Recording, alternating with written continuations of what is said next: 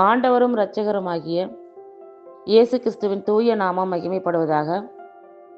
Mark எழுதின சுவிசேஷம் 7ஆம் அதிகாரத்தில் 14ஆம் வசனம் முதல் 23ஆம் வசனம் வரையிலான வேத பகுதியை நாம் இப்போது தியானிக்க இருக்கிறோம்.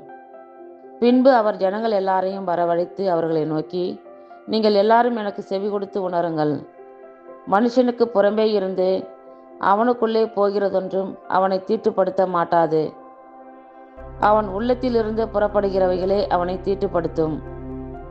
கேட்கிறதற்கு ஒருவன் காதுள்ளவனாய் இருந்தால் கேட்க கடவன் என்றார்.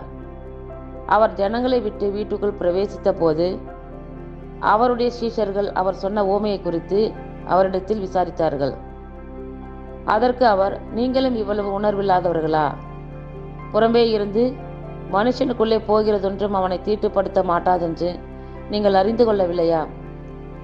அது அவன் இருதயத்தில் போகாமல் வயிற்றிலே போகிறது. அதிலிருந்து எல்லா போஜனங்களின் அசுத்தங்களையும் கழிக்கிற ஆசன வழியாய் நீங்கி போகும். மனுஷனுக்குள்ளே இருந்து புறப்படுகிறதே மனுஷனை தீட்டுப்படுத்தும். எப்படியெனில், மனுஷருடைய இருதயத்துக்குள்ளிருந்து பொல்லாத சிந்தனைகளும், விபச்சாரங்களும், வேசித்தனங்களும், கொலை பாதகங்களும், களவுகளும், பொருளாசைகளும், துஷ்டத்தனங்களும், கபடும், காம விகாரமும், வன்கண்ணும், தூஷணமும், பெருமையும், மதிகேடும் புறப்பட்டு வரும்.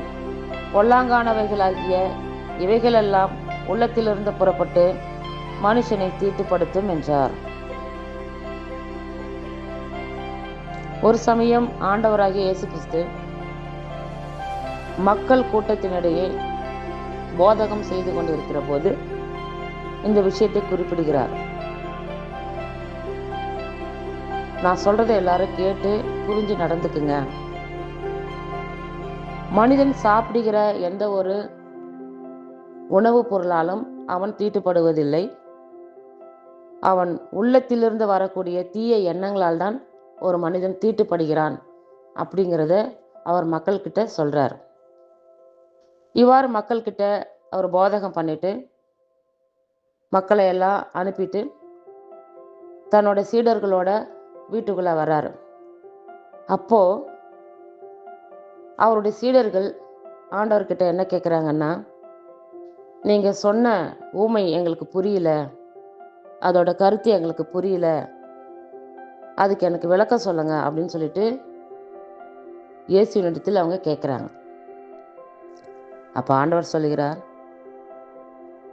வெளியே இருந்து மனிதன் சாப்பிடக்கூடிய எந்த ஒரு சாப்பாட்டினாலும் அவன் தீட்டுப்படுத்த முடியாதுன்னு உங்களுக்கு தெரியாதா? இதை கூடமா உங்களால் புரிஞ்சிக்க முடியல அப்படின்னு கேட்குறாரு. அப்படி கேட்டுட்டு அதுக்கு அவர் விளக்கமும் சொல்றாரு. மனிதன் சாப்பிடக்கூடிய எந்த ஒரு சாப்பாடும் அவனுடைய உள்ளத்திலுக்கு போகல, அவனுடைய இருதயத்துக்கு போகல. அது எங்கே போகுது? வயிற்றுக்குள்ளே போகுது. வயிற்றுக்குள்ளே போய் கழிப்பிடத்துக்கு போய் அது சென்று விடுகிறது. அதனால சாப்பிட்ற சாப்பாடு எதுவாக இருந்தாலும் அது அவனை தீட்டுப்படுத்தாதுன்னு சொல்றாரு. பின்ன எவைகள் தான் ஒரு மனிதனை தீட்டுப்படுத்தும்? அதற்கும் ஆண்டவர் அழகா விளக்கம் சொல்றார். மனிதனுடைய உள்ளத்திலிருந்து வரக்கூடிய தீய எண்ணங்களான பரத்தமை, களவு, கொலை, விபச்சாரம், பேராசை, தீய செயல், வஞ்சகம், காமவெறி, பொறாமை, பழிப்புரை, செருக்கு, மதிகேடு ஆகியவற்றை செய்ய தூண்டும் தீய எண்ணங்களால் தான் ஒரு மனிதன் தீட்டுப்படுகிறான் அப்படிங்கிறத அவர் தன்னுடைய சீடர்களுக்கு விளக்கமாக சொல்றார். இப்போதும் தேவ ஜனங்களே, நம்முடைய உள்ளம், நம்முடைய உள்ளத்திலிருந்து வரக்கூடிய எண்ணங்கள் எப்படிப்பட்டவைகளாக இருக்கிறது என்று நாம் ஒவ்வொருவரும் நமக்குள்ளாரவே ஆராய்ந்து பார்த்து தெரிந்து, அப்படிப்பட்ட எண்ணங்கள் நமக்கு இருந்ததுன்னா அதிலிருந்து நாம் விடுபடணும். அதையெல்லாம் ஆண்டவர் விரும்புறதில்ல. இந்த மாதிரியான சிந்தனைகள், தீய சிந்தனைகள் உங்கள் உள்ளத்துக்குள்ளே இருந்தால் அது உங்களை தீட்டுப்படுத்துன்னு ஆணித்தரமாக எடுத்து வைக்கிறார். ஆகையினால ஆண்டவருடைய இந்த கருத்தை நம்ம அனைவரும் ஏற்றுக்கொண்டு அதன்படி நடந்து அவருடைய ஆசீர்வாதத்தை நாம் எல்லாரும் பெற்றுக்கொள்ளணும்.